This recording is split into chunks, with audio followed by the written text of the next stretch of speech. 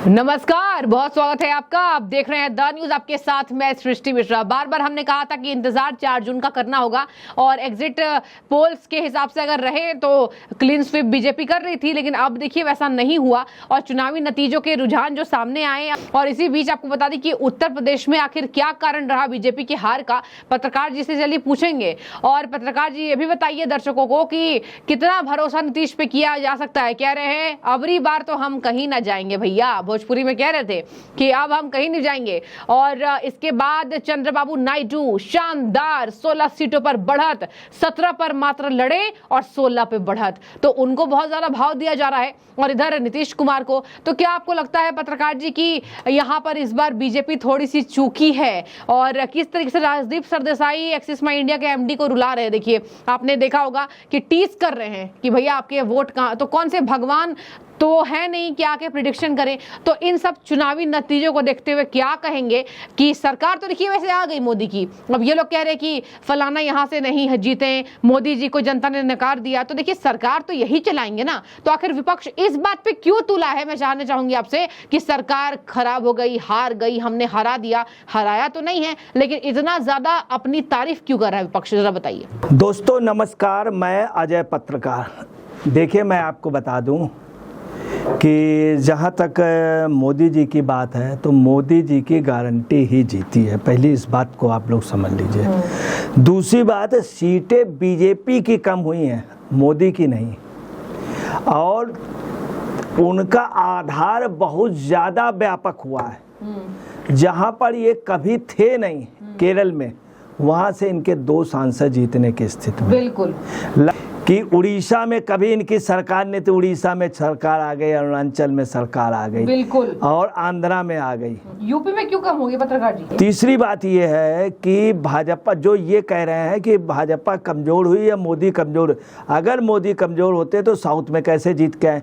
आंध्रा तेलंगाना पूरे साउथ में जीत करके आए, उड़ीसा में बढ़ करके आए, तेलंगाना में, आंध्रा में इनकी सरकार हो गई, उड़ीसा में फुल फ्लैश सरकार हो गई।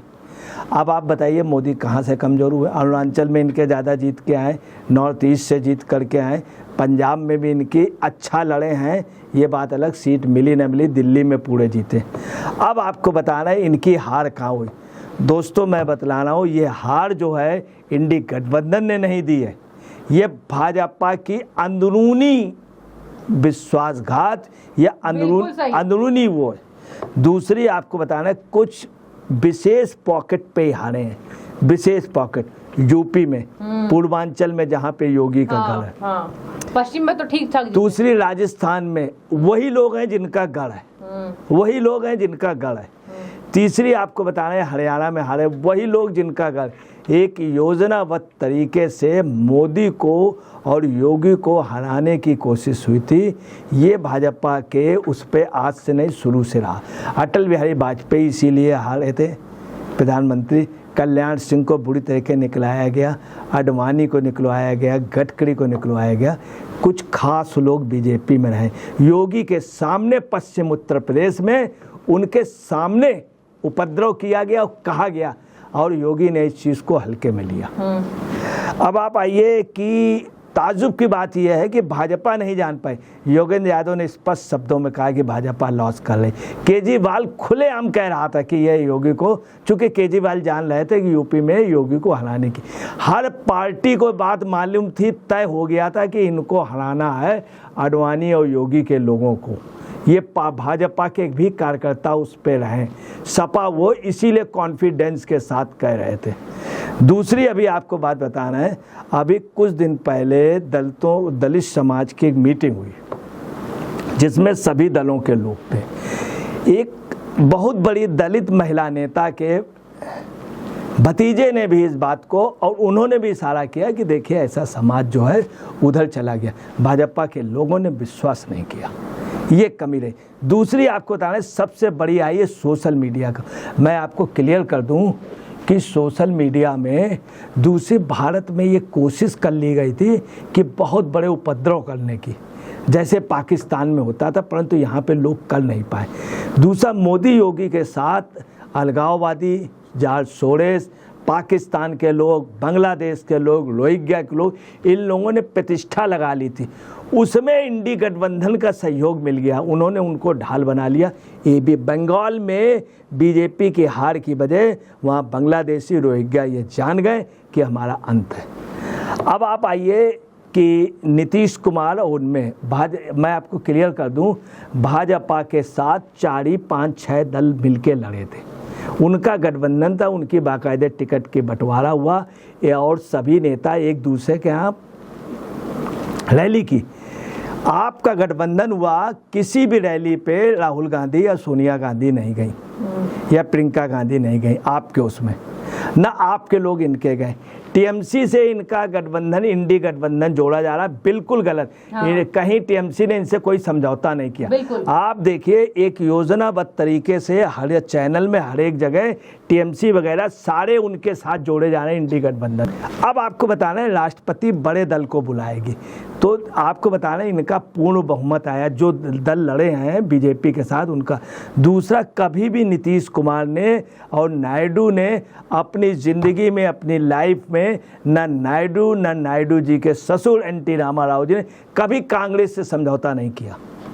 कांग्रेस से कभी कोई समझौता आज दिन तक नहीं हुआ नीतीश कुमार, तो अब आगे होगा, हो ही नहीं सकता है। इसके पहले इंडी गठबंधन से मोदी जी की वजह तो एक होगी इस कारण, मगर इसलिए भी नीतीश कुमार हटे चूंकि कांग्रेस से वो गठबंधन नहीं चाहते थे। तो इनकी सरकार तो निश्चित बने, कोई नहीं रोक सकता। अब इनकी हार क्यों हुई? सोशल मीडिया में मैं आपको बताना, योजनाबद्ध तरीके से कोई भी वो होती थी तो उसमें उनके व्यूज़ वगैरह कम कर दिए जाते। ये एक अंतर्राष्ट्रीय साजिश चल रही थी। जब वोटिंग हो गई उसके बाद पता चला इजराइल से इस चीज़ की कैच हुई। उसका यही एग्जाम्पल हम आपको बताए देना, जो दल साल लड़े नहीं उनको भी इंडी गठबंधन के साथ जोड़ा जा सकता। आज ममता ने प्रेस कॉन्फ्रेंस में स्पष्ट कह दिया कि कहीं राहुल का नाम नहीं लिया। हाँ। उनके यहाँ सबने, इनके यहाँ एक नेता तय था, इनके यहाँ नेता तय नहीं है, प्रधानमंत्री तय नहीं। दूसरा, 100 से ज़्यादा इनके पास किसी के पास सांसद नहीं है प्रधानमंत्री। तो आपको बता रहे हैं मोदी प्रधानमंत्री बन गए। जो लोग ऐसा सोच रहे हैं हाँ। बिल्कुल गलत है। हाँ। दूसरी आपको बताना है कि एक बाध्यता है, अगर हंग पार्लियामेंट होती, हाँ। हमें तो बड़ा ताजुब लग रहा है, हंग पार्लियामेंट नहीं है, स्पष्ट बहुमत से जीत के गठबंधन आया है, तो उसमें इब्बट कैसे? एक बड़ी ताजुब की बात हो रही। तीसरी बार स्पष्ट बहुमत से जीत करके आया, दूसरे लोग मिल करके भी दूसरों के साथ, उनके साथ जो 22-24 लोग हैं वो बीजेपी के साथ भी जाए।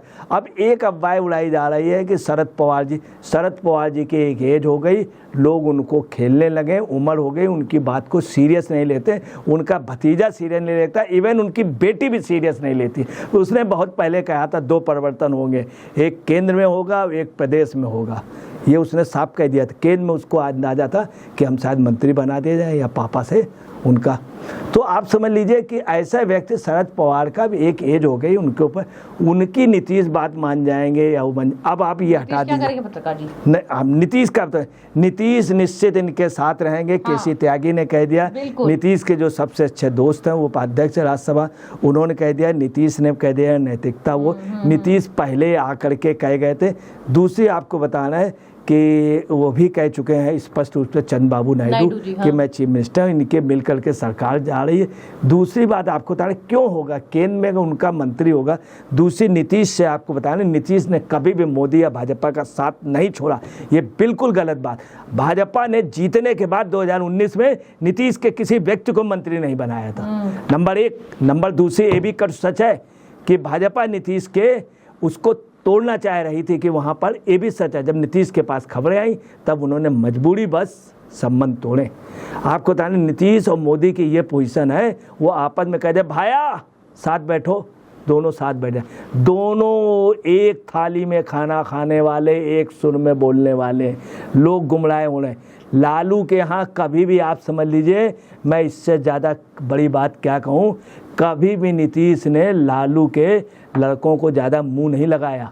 आपको बताना, जब उप मुख्यमंत्री था बगल में बैठता था तो बीच में किसी और को बैठा देते, नीतीश ऐसे मुंह घुमा लेते थे। ठीक है। और अब आपको बताना है ये हारे क्यों। हाँ। यूपी में ओवर कॉन्फिडेंस में थे। बिल्कुल बिल्कुल। दूसरी बात, योगी जिस तरह से जितने कड़े थे और जिस तरह से उन्होंने बड़े बड़े अपराधियों को, मैं आपको बता रहा हूँ, सबसे ज्यादा भीड़ अगर किसी के मरने पे होती है यूपी बिहार वगैरह में, तो जब कोई क्रिमिनल मरता है। सही बात है, हमने देखा भीड़ कैसे हाँ। हो रही। दूसरी, इन्होंने क्या किया, जो भी आदमी ज्यादा सुधारेगा, अगर आप किसी लड़के को मारिए पीटिए अच्छा बनाने की कोशिश करेंगे तो आज का जमाना ये कि आपके विद्रोही हो जाएगा। सही बात है। अब आपको बताना, यही पोजीशन योगी जी ने सुधारने की कोशिश की, लोगों ने योगी जी को सुधार दिया। इनके यहाँ की टांग जो खींची है इन्हीं के लोगों ने, इन्हीं के उन्होंने। दूसरी, अग्निवीर योजना का भी गलत प्रचार हो गया। तीसरा, सबसे जो मेन चीज़ है आरक्षण वाला, वो इतना प्रचारित किया गया, वो चीज़ इनको ले डूबी। अब मैं एक चीज़ क्लियर कर दूँ, राजस्थान में इनकी हार की वजह ये भी रही, बाबा बालकनाथ का बहुत नाम हुआ। अगर ये बाबा बालकनाथ को मतलब पब्लिक को कुछ नहीं, उनका बाबा बालकनाथ को आप हवा में लेके उड़ गए और बना दिया हो, मगर बाबा बालकनाथ तब भी मौजूदा चीफ मिनिस्टर से अच्छा था। मध्य प्रदेश में जस्ट उल्टा था, मध्य प्रदेश में कुछ भी हो, यादव ने एक अच्छा आधार बनाया। और आपको बताना है, सबसे बड़ी जीत जो है मध्य प्रदेश में वो रही है मामा की। वहाँ फिर नारा लगा है, मामा का झामा है बाकी सब पैजामा है। 8.5 लाख वोटों से लीड किए। दूसरी आपको बता दें, मामा के जब चुनाव हो गया, मामा ने देखा छिंदवाड़ा में हारे हैं विधानसभा, मामा को चीफ मिनिस्टर नहीं बनाया गया, मामा सीधे छिंदवाड़ा गया, वहीं पर लग गया। मामा ने कहा था कि मैं इस सीट को हरा के दूंगा। ये मामा का त्याग है, ये मामा का त्याग। ये आप याद रखिएगा, जितने लोग मोदी के खास थे योगी, वो खास तौर से निपटाए गए। ये अंदर का षड्यंत्र। अच्छा, आगे क्या होगा? कुछ भी नहीं होगा, भाजपा बहुत अच्छे से कंट्रोल कर लेगी। अच्छा। इनका जनाधार बढ़ा है। हाँ। और इसमें जो लोग गद्दार थे इनके, उनको लोग पहचान लेंगे और अपनी गलतियां ठीक कर लेंगे जहां गलतियां थी। भाजपा का चूंकि कोई राज्य की सरकार नहीं जा रही, न केंद्र की जा रही, और इनका भविष्य ये ठीक कर लेंगे। तो देखिए, भाजपा की रणनीति तो अब रही ही अच्छी, और अब यहाँ पर कहा जा रहा है कि यूपी के हार का विश्लेषण होगा। ऑल ओवर तो आप जीत गए, आपको मैंडेट मिल गया, और राहुल गांधी प्रेस कॉन्फ्रेंस करके खुश हो रहे हैं। लेकिन देखिए, खुशी की बात नहीं है, आपने वोटों में तब्दील आपने नहीं किया। आपने कहा था कि भारत जोड़ो यात्रा किया है, बहुत ज्यादा फायदा मिला, इसका फायदा बहुत ज्यादा पड़ता दिखाई नहीं दे रहा है। लेकिन जैसे पत्रकार जी कह रहे हैं, ऐसा लग रहा है कि बीजेपी आने वाले समय में सरकार संभाल लेगी, क्योंकि जनादेश मिल चुका है। जनता ने बता दिया कि हम आपके साथ ही रहेंगे, और जो आपसे चिपके हुए हैं वो चिपके ही रहे, और वोट से अलग थलग नहीं हुए। लेकिन जिनको होना था वो हुए हैं। लेकिन शिवराज सिंह चौहान की तारीफ, नितिन गडकरी की तारीफ, पीयूष गोयल की तारीफ, राजनाथ सिंह की, प्रधानमंत्री नरेंद्र मोदी, अमित शाह, इन सब केंद्रीय मंत्रियों ने कमाल कर दिखाया। आपकी क्या राय है? आप जरूर कमेंट बताइए। पत्रकार जी, शुक्रिया इस तमाम विश्लेषण के लिए।